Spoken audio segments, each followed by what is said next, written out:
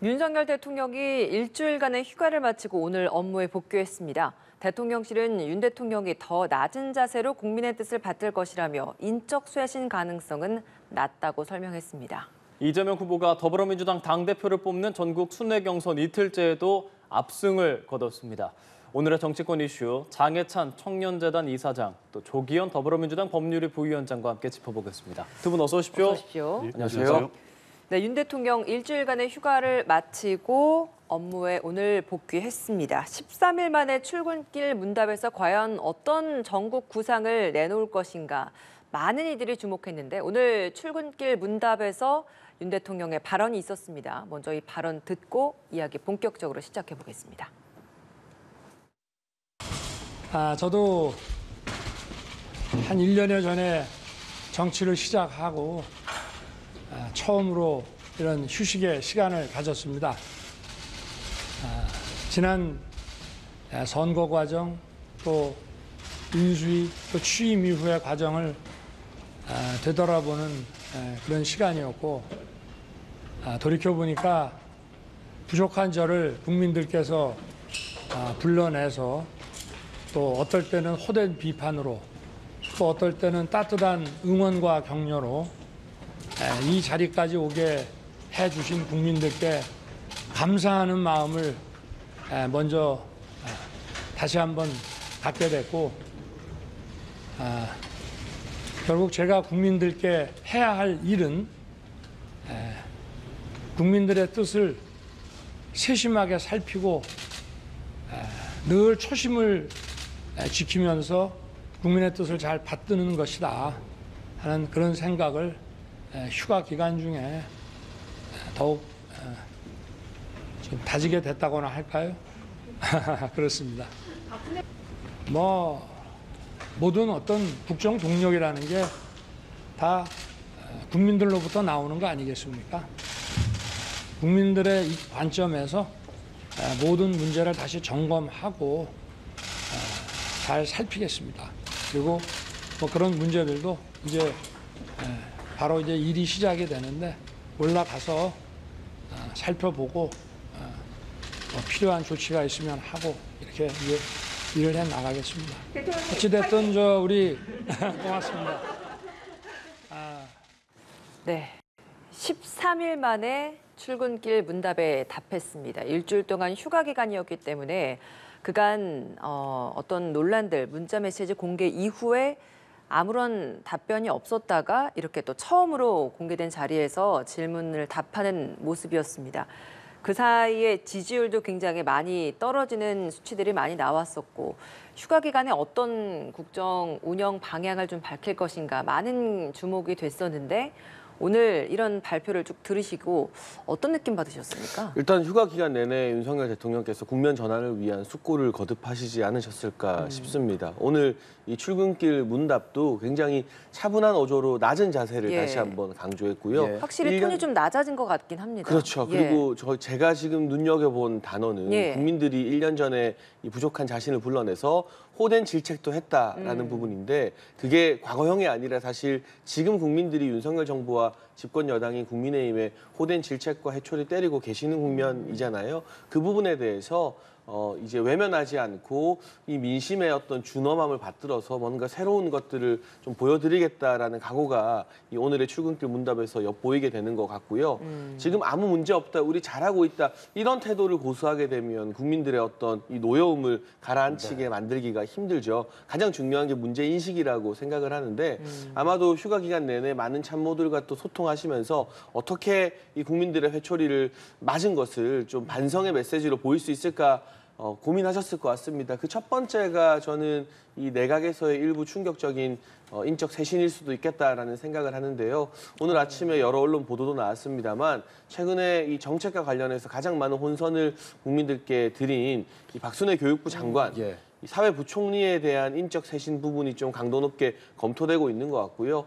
대통령실 같은 경우도 지금 당장의 인적 쇄신이 발표된 것은 아니지만 참모들에게 분발을 촉구하면서 이대로 가면 안 된다는 메시지, 이게 내부적인 경고거든요. 그러한 메시지를 분명히 간접적으로 던지고 있는 것이기 때문에 여당이 비대위 체제로 돌변하는 것과 마찬가지로 내각이 좀 바뀌고 대통령실도 바뀔 수 있다. 그런 메시지와 함께 한껏 낮은 자세를 보여주는 출근길 문답이었다고 평가합니다. 예, 오늘 인적 쇄신 그 박순애 장관 거치 언급을 해주셨는데 오늘 출근길에서도 기자들이 이 질문을 했고 그 질문에 대한 답변으로 국민의 관점에서 살펴보고 필요하면 조치를 취하겠다 이런 의견을 밝혔습니다. 실제로 사퇴 가능성들이 많은 언론에서 거론을 하고 있는데 그 가능성 어떻게 보시고 이게 지지율에 어떤 영향까지 미칠 것인가 어떻게 보십니까? 박순애 장관은 더 이상 뭐 장관으로서 직무를 수행하기 어려운 상황이라고 보여집니다. 예, 지금 뭐 인적 쇄신의 일환으로서의 사퇴가 아니라 실제 그 교육부 수장으로서의 신뢰를 완전히 상실했다고 보기 때문에 더 이상 직을 수행하기 어렵다는 판단이 상식적인 판단이라고 보여지고요. 그 자체가 지지율에 크게 영향을 미칠 것 같지는 않습니다. 어차피 이게 지금 대통령의 낮은 지지율은 그 촉발하는 원인이 다 지난주에 박순애 장관을 통해서 뭐 나오긴 했지만 그 외의 문제가 더 심각한 본질적 문제가 여러 가지가 있지 않습니까? 특히 지난주 같은 경우에 건진 법사의 특혜라든가 이권 개입 의혹 등이 나오면서 대통령실 전반의 구조적인 문제에 대한 것이 계속되고 있기 때문에 박순애 장관 한 명에 대한 어떤 경질 내지 자진 사퇴 정도로 마무리될 사안은 아니라고 보여지고요. 그런 측면에서 보면 오늘 대통령의 어떤 태도나 톤이 좀 낮아진 것은 맞지만 네. 오늘 첫 일성이 사과나 유감 표명이 없었다는 점에서 근본적인 어떤 변화가 있을지에 대해서는 좀 더 지켜봐야 될 것 같습니다. 부정평가가 70.1%. KSOI에서 나온 결과인데요. 지금 긍정도 27.5%. 뭐 지지율이 낮다는 것은 계속 최근에 이어지고 있는 현상인데 부정도 70%가 넘었고 조기현 부원장께서는 어떤 유감 표명 등이 없었던 이 출근길 물답에 대한 문제를 좀 제기하고 있거든요. 어떻게 보십니까? 근데 저는 대통령의 이 출근길 문답길 오늘 메시지 보게 되면 국민들께 충분히 낮은 자세로 더 잘하겠다는 반성의 의미가 전해졌을 거라고 보고요. 사실 대통령실에 인적 쇄신하는 건 그렇게 어려운 문제가 아닙니다. 대통령실 뭐 실장급이나 수석급 고위직이지만 임명할 때 청문회가 필요하지 않거든요. 그런데 내각의 이 인적 교체 같은 경우는 장관을 경질하거나 바꾸게 되면 또 다른 장관 후보자 또 국회 청문회 열어야 됩니다.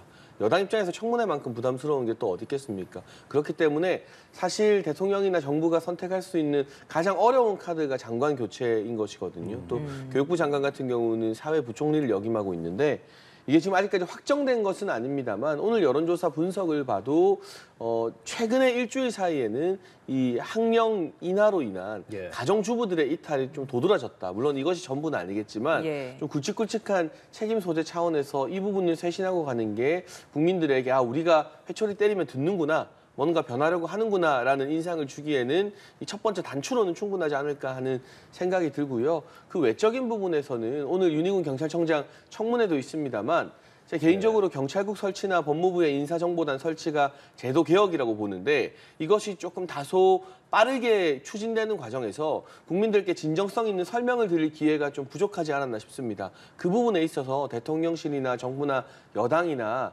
전방위적으로 나서서 언론과 소통하며 왜 이런 개혁을 추진하는 것인지 윤석열 표 제도개혁, 인사개혁의 숨은 뜻은 무엇인지 잘 설명하는 그러한 노력들이 앞으로도 계속해서 선행되어야 될 것 같습니다. 지지율에 영향을 주는 또 하나의 정치 이벤트라고 하면 바로 사면 카드일 것 같은데 내일 법무부에서 사면 심사위 첫 회의 열리지 않습니까? 이명박 전 대통령의 사면은 사실상 좀 거의 뭐 기정사실화되는 것 같아서 거기에 또 추가로 과연 김경수 전 지사가 포함이 될 것인가라는 여부가 주목이 됐는데 가석방 이야기도 거론됐었는데 가석방 심사에서 그 대상에선 빠졌다라고 하니까 그러면 사면 대상에 포함이 되는 건가? 이런 궁금증을 낳게 합니다. 가능성 어떻게 보십니까? 글쎄요, 일단 이명박 전 대통령에 대한 사면을 위해서는 일종의 어떤 그 조율, 구색 맞추기 차원에서 그 지금 야권 인사에 대한 사면도 당연히 검토는 될 것으로 봅니다만 정치인에 대한 사면은 부담스럽죠. 비판 여론이 있을 수밖에 없기 때문에 정치인에 대한 사면 문제에 대해서는 뭐 계속적인 검토를 하겠다는 입장인 것으로 알고 있습니다. 가능성은 있어 보이긴 하는데요. 어찌됐든 뭐 사면권 행사라든 게 대통령의 고유 권한이니까 그 결정에 대해서 뭐 대통령께서 정치적 책임을 지는 거 아니겠습니까? 네. 근데 어찌됐든 그 사면의 어떤 큰 의미 자체가 경제 살리기와 대통합을 위한 사면이라고 했는데 이재용 부회장하고 이명박 대통령 사면 이 표현과 다르지 않은 것 같아 보여요. 전에 문재인 정부의 첫 사면은 서민 민생 생계형 사면이었습니다. 대부분의 민생 관련된 분들에 대한 사면을 통해서 통합을 이제 추구하고 이러는데 예. 정치인 사면에 그 의미를 너무 부여하고 있는 게 아닌가 이런 측면이 보여져요. 그러면 그게 실제로 지지율 반등에는 효과가 어느 정도일 거라고 보세요? 그래서 사면 이후에 사실 뭐 정권 지지율이 크게 바뀐 경우는 없었거든요. 네. 오히려 정치적인 부담이 되는 경우도 많았기 때문에 이제 전체적으로 사면 복권 규모, 일반 이제 서민 민생 생계형 사면의 폭 뭐 이런 것에 어느 정도 영향을 미칠 수는 있지만 뭐 지금의 사면은 뭐 이재용 부회장하고 뭐 이명박 전 대통령, 김경수 전 지사에 대한 사면 이런 정치적인 이슈가 좀 중심이 되고 있어서 뭐 지금 예상대로 사면이 이루어진다고 하더라도 대통령 지지율에 큰 영향을 미칠 것 같지는 않습니다. 예, 혹시 동의하십니까? 그래서 국민들은 이명박 전 대통령이나 김경수 전 지사 사면보다는 경제인 사면에 더 큰 관심이 있을 것 같고요. 지금 대외적인 경제 위기가 계속되고 있기 때문에 이 소위 대기업 총수라고 불리는 분들이 이번에 사면을 받게 되면 사실상 이 국내 경기 활성화 등을 위해서 대규모 투자, 뭐 이미 밝힌 바도 있습니다만 그러한 경기 부흥 대책으로 국민적 기대에 조금 부응할 필요가 있겠다라는 생각이 들어요. 실제로 여러 조사나 이 주위의 제 여론을 봐도 정치인 사면에 대해서는 그 보수 진영 정치인이건 진보 진영 정치인이건 조금 부정적으로 생각하는 기류가 있습니다. 그래서 저는 이 같은 사면이 대통령으로서 꼭 해야 할 국민 통합의 절차이긴 합니다만 큰 전국 변화에 영향을 끼칠 거라고 보지 않고요. 다만 경제인 사면에 관련해서는 지금 경제 위기 측면에서 국민들의 기대가 높은 부분이 있어서 그분들이 사면을 받은 다음에 좀 여기에 국민 기대에 부응하는 메시지를 낸다면 어느 정도는 긍정적인 효과가 있지 않을까 뭐 전망할 수 있을 것 같습니다. 예. 민주당 얘기 좀 나눠보겠습니다. 이재명 당대표 후보 지역 순회 경선에서 정말 압승이라는 표현이 맞을 것 같습니다. 누적으로 74.15%. 어대명, 확대명이라는 말이 괜히 나온 게 아니다라는 생각이 드는 지금 그래프가 나오고 있지만 확연하게 좀 높은 수치거든요. 충분히 좀 예상을 하셨습니까, 부위원장님? 예, 뭐 여론조사에서도 이렇게 나오고 있었으니까요. 그리고 전체적으로 그 당내 분위기 자체가 이재명 후보의 압도적 우위가 어느 정도 예상이 됐었다고 보여지고 그 결과가 지금 나타나고 있다고 보여지는데요.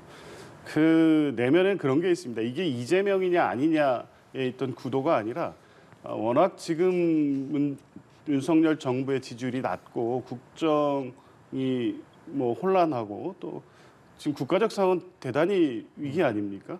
실제 대한민국 자체가 비상 상황입니다. 경제 위기도 그렇고요. 안보 현실도 녹록지 않은 현실입니다. 그럴 때 야당이 어떤 야당의 모습을 보여야 되느냐에 대해서 당심과 민심이 이재명 후보를 선택하는 쪽으로 가고 있다. 강력한 리더십을 형성해서 윤석열 정부를 견제하고 국정을 바로 잡아야 된다는 그 민심이 이재명 후보에 집중되고 있어서 이것은 뭐 단순히 어떤 정치적 현상이 아니라 지금 국민 일반이 야당에 바라는 어떤 모습을 이재명 후보를 통해서 실현하고자 하는 그런 분위기가 반영된 결과다 이렇게 보여집니다. 민심도 그럴 것이다라는 말씀은 이제 또 전당대회 말미에 가서는 여론조사 결과들도 같이 발표가 될 텐데 그것도 크게 분위기가 다르지 않을 것이다 이런 말씀이신 건가요? 예, 여론조사 결과에서도 지금까지 뭐 여론조사 전문 기관이 한 조사에서도 실제 일반 민심에서도 비슷한 지지율 추이가 나타나고 있기 때문에 결과적으로 당심이나 민심이 크게 다르지는 않을 것으로 봅니다. 예.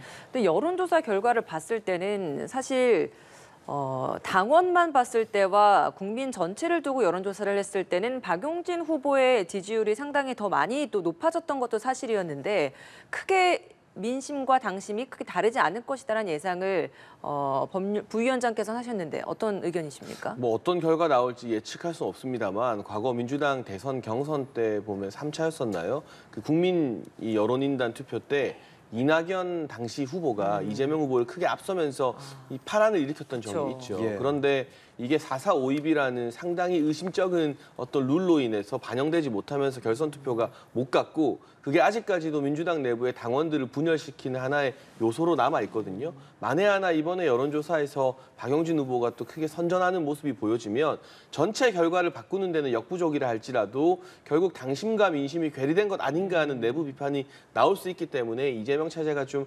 흔들릴 여지도 있는 것이고요. 또 하나의 변수가 이제 앞에서도 이야기하겠지만 이제 사법 리스크인 셈인데 민주당 당원 당규에 보면 이 부패 혐의로 기소된 즉시 당직이 정지되게 되어 있습니다. 네, 그건 기소만 돼도 정지. 그렇죠. 근데 이제 그걸 예. 바꿔달라고 소위 말하는 개딸분들이 요구하는 건데 그야말로 이제 이재명 의원 맞춤 당원 개정이 될 것 같은데요. 보통 정치권에서 이게 당원 당규에 규정돼 있지는 않더라도요. 예. 기소되면 당직 같은 건 그만두고 내려옵니다.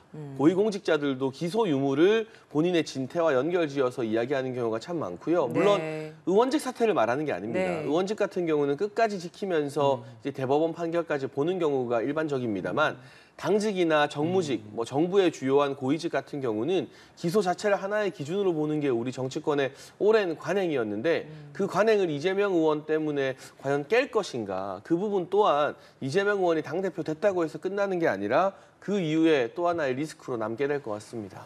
예. 이 사법 리스크 그러니까 이재명 후보에 대한 사법적 판단이 이제 곧 나오게 될 텐데 그 부분이 변수가 될 거라는 분석을 이사장께서 내놓으셨습니다. 큰 영향을 미칠 것으로 보지 않습니다. 이미 새로운 이슈가 아니지 않습니까? 대선 때도 뭐 대장동, 백현동, 성남 FC 사건에 대한 수사가 계속 진행되고 있었고요. 수사의 구체적인 내용의 진위 확인이 안 됐지만 여러 가지 관련 보도들이 있었습니다만 결국에 뭐 근소한 차이로 이제 대선에 패배했었고요. 지금 최근에 수사팀이 보강이 되고 대대적인 수사가 진행되는 것으로 알고 있습니다만 대장동이나 백현동 뭐 성남 FC 관련된 새로운 사실이 나오는 게 없지 않습니까? 지금 문제가 되는 것은 이제 법인카드 유용 문제일 수 있는데요. 네. 이 부분도 이미 그 130군데나 압수수색을 해서 자료가 다 확인됐을 겁니다. 그러면 이게 이제 유용이냐 뭐 하고 이 부분에 대해서 이재명 후보나 김혜경 여사의 지시나 개입이 있었느냐 이런 부분이 이제 사법적 판단의 중요한 기준이 될 텐데 조사해 보면 나올 겁니다. 근데 이게 왜 이제 전당대회를 맞춘 시점에 수사 결과 발표를 예정하고 있는지 납득할 수가 없고요. 이미 이제 이게 복잡한 수사가 아닙니다. 법인카드 내용은 다 이미 공개된 내용이고 거기에 압수수색까지 대대적으로 진행을 했으면 이 부분에 이재명 후보의 개입 여지가 있는지 배모 씨에 대한 소환을 통해서 빨리빨리 확인했으면 진작에 발표가 날 수 있는 것이었거든요. 그런데 굳이 이거를 8월 전당대회 시점에 맞춰서 수사 결과 발표를 예고하고 있다는 것 자체가 정치에 지금 경찰 수사가 관여하려는 의도가 깔려 있는 게 아닌가 이런 부분이 좀 우려스럽습니다. 그럼 그 당원 80조 개정 논란 이사장께서 잠깐 말씀한 그 부분에 대해서는 어떤 생각 갖고 계세요? 그런 우려가 제기될 수 있습니다. 왜냐하면 이게 특수한 상황 아니겠습니까? 정권이 바뀌어서 이제 전 정부에 대한 수사는 통상 있을 수 있다고 보는데 이제 그러한 일반적인 규모를 넘어서는 전 정부에 대한 대대적인 정치 보복성 수사가 이어지고 있다고 보는 게 당의 일반적인 지금 판단이고요. 문재인 정부의 주변 인사에 대한 수사도 마찬가지고 이재명 후보에 대한 부분도 마찬가지입니다. 이제 이런 부분 때문에 예. 당원 80조에 대한 개정 논의가 있긴 한데요. 예. 이게 뭐 특수한 상황이니까 특수한 대처를 필요성 때문에 당원 개정이 검토될 수는 있는데 뭐 이게 이제 다시 뭐 방탄용 당원 개정이냐 이런 식으로 정치적 논란이 예. 되고 있기 때문에 당원의 해석상 이게 그 기소된다고 해서 직무가 바로 정지된다고 해석되지 않는다는 해석도 있거든요. 그러니까 사무총장의 어떤 재량으로서 직무를 정지시키고 윤리심판의 조사를 하게 하고 뭐 이렇게 할 수 있다. 재량 규정으로 해석될 수도 있고 또 사망해서 정치 탄압의 이유가 있는 경우에는 이를 취소할 수도 있기 예. 때문에 당원 개정이 아니더라도 알겠습니다. 그럴 수 예. 있다고 봅니다. 그동안 경찰국 신설을 비롯해서 경찰의 권한 이 강화되면서 견제가 필요하다 이런 이야기가 많이 나왔기 때문에 오늘 청문회가 더 많이 주목이 됐었습니다. 오늘 청문회 장면 좀 보시면서 어떤 생각이 드셨는지 궁금합니다. 일단 처음 주자로 나선 민주당 김철민 의원 같은 경우도 경찰국 설치와 관련된 논란에 대해서 질문을 했어요. 그 부분이 가장 뜨거운 쟁점이 아닐까 예. 싶고요. 제가 앞서 반박하려다 말았던 내용과도 연결이 되는 부분인데 이재명 의원 이제 법화 관련해서 검찰이 아니라 경찰이 약 120곳 정도 압수수색을 했잖아요. 그런데 지금 예전에 청와대였다면 경찰국이 없고 청와대 민정수석실에서 경찰 인사 등을 사실상 아름아름 다 했기 때문에 그러한 대규모 압수수색이 있을 때 청와대 지시가 있었던 것 아니냐, 청와대 눈치 보기 아니냐 의심할 수밖에 없습니다. 근데 경찰국이 설치가 되어서 행안부에서 공식적으로 경찰 출신들이 다수를 이루면서 인사나 뭐 예산 등등을 다루게 되면 이 특정 정치인이나 뭐 특정 기업에 대한 수사가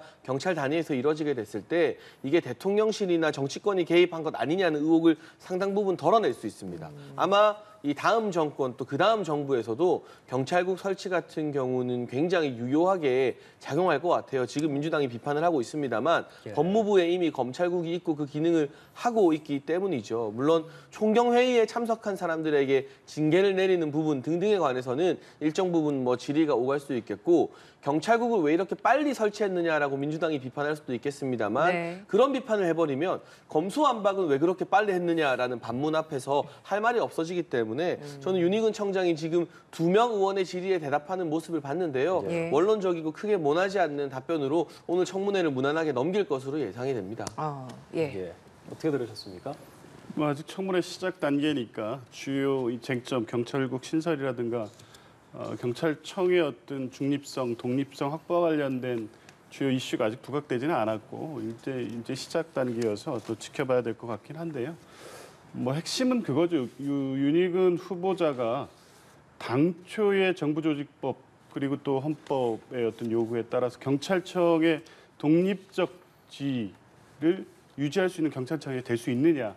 이제 이게 핵심일 것 같은데요. 어쨌든 지금 경찰국 그 설치는 정부조직법에 반해서 위법적이다라는 국회 입법조사처 결과도 지금 나오고 있습니다. 예. 31년 전에 경찰청을 독립시켜서 치안 업무를 경찰청으로 하게 했던 이유가 있었던 거 아니겠습니까? 그거를 행안부 직할로 다시 가지고 오기 위한 경찰국 신설이기 때문에 청장이 임명이 되다고 하더라도 행안부 장관에 의해서 인사나 뭐 수사 관련된 영향을 받을 수밖에 없는 상황이어서 당초의 법 취지가 왜곡되는 상황이 될 수밖에 없기 때문에 경찰국 설치에 대한 문제가 오늘 청문회 핵심이 될 것 같긴 한데요. 네. 지금 뭐 윤희근 청장의 입장은 아직 뭐 더 지켜봐야 되겠습니다만 뭐 세간의 우려처럼 결국에 인사권을 행안부 장관이 사실상 행세하고 또 이상민 행안부 장관 같은 경우에 중요 수사에 관련해서는 수사에 지휘를 할 수 있다는 입장을 밝힌 바가 있습니다. 중요 수사라는 것이 주요 큰 뭐 정치인 관련 사건 이런 거 아니겠습니까? 인사와 수사를 행안부 장관이 지면 경찰청장이 사실상 권한 행사에 중대한 제한이 있을 수밖에 없죠. 그러면 결국에 하급이나 뭐 총경 이상의 경찰 간부들이 결국 누구를 보고 일을 하겠느냐 이런 문제 생길 수밖에 없기 때문에 경찰국 신설이 경찰청장을 식물청장화할 것이라는 문제 제기가 당연히 나올 수밖에 없고 그런 측면에서 이 경찰국 신설에도 불구하고 청장이 경찰의 중립성을 유지할 수 있는 확고한 신념을 갖고 있느냐 이런 문제를 좀 따져봐야 할 텐데요. 지금 뭐 발언하시는 내용이나 지금까지 네. 보여온 입장을 볼 때 아마 지금 그 경찰청장이 국민이 바라는 대로 경찰국 신설에 대해서 경찰의 입장을 대변한 청장으로서 역할을 기대하기는 어렵지 않을까 봅니다. 예. 윤희근 경찰청장 후보자에 대한 인사청문회 지금도 진행 중이고요. 연합뉴스TV 유튜브에서 시청하실 수 있다는 점 다시 한번 말씀드리겠습니다. 저희는 당 상황 좀 짚어보겠습니다. 민주당의 경우 아까 이재명 의원이 압도적으로 순회 경선에서 승리하고 있다는 이야기를 했었고 이제 국민의힘 이야기를 좀 나눠볼 텐데요. 국민의힘은 이제 내일 비대위 출범을 위한 전국위원회 열립니다. 이 자리에서 이제 당원 개정이나 비대위원장 임명에 대한 좀 마무리가 있을 걸로 보이는데 권성동 원내대표가 비대위원장 임명 권한을 갖게 되는 것 내일 사실상 그렇게 통과가 된다고 봐야겠죠. 지금은 그 큰 흐름대로 흘러가고 있는 것이고요. 뭐 중진 주호영 의원 등이 비대위원장 물망으로 유력하게 오르고 있다고 하는데 이제 남은 쟁점이 두 가지가 있죠. 이 비대위의 기간을 어떻게 가져갈 것이냐. 일부는 한 2달 정도 짧게 비대위가 당의 혼란을 수습하고 조기 전대를 하는 게 낫다라는 주장을 하고, 또 일부는 그래도 올해 정도는 이 비대위가 나름의 기간을 가지고 당을 수습하면서 새로운 모습, 혁신을 보여드리는 게 낫다라고 하고 있어서 그 기간에 관련된 것이 하나의 쟁점이고, 두 번째가 이제 이준석 대표 측의 이 가처분 신청 같은 사법적인 어떤 권한 쟁의일 텐데요. 전반적으로 이 정치적인 흐름을 놓고 보면 이 전국위에서 비대위원장 추인 등이 의결이 되고 그리 길지 않은 기간, 한 2달에서 3달 정도 후에 연내에 전당대회를 여는 방안이 조금 더 당내에서는 무게감 있게 논의가 되고 있습니다. 물론 뭐 사법적인 절차가 변수로 작용할 수도 있겠습니다만, 이게 정치는 정치의 영역에서 해결해야 하는 것이 우선이기 때문에 과연 사법부가 정당 내부의 일에 어느 정도 깊게 관여할까, 그리고 상임 전국이나 전국위 의결로 절차적 정당성이 확보된 문제에 대해서 사법부가 과연 이 정당의 어떤 일을 완전히 뒤집는 결정을 내릴까, 그 가능성이 그렇게 높아 보이지는 않아서요. 어쨌거나 비대위가 출범하고 나면 그동안 국민들께 못 볼 걸 많이 보여드리지 않았습니까? 국민의힘이 다시 정신 차리고 혼연일체가 되어서 윤석열 정부 성공을 위해서 좀 파트너십을 발휘하는 모습을 반드시 보여드릴 필요가 있을 것 같습니다. 비대위원장으로는 지금 오선의 주구영 의원 이야기가 좀 들리던데 들으신 바가 있나요?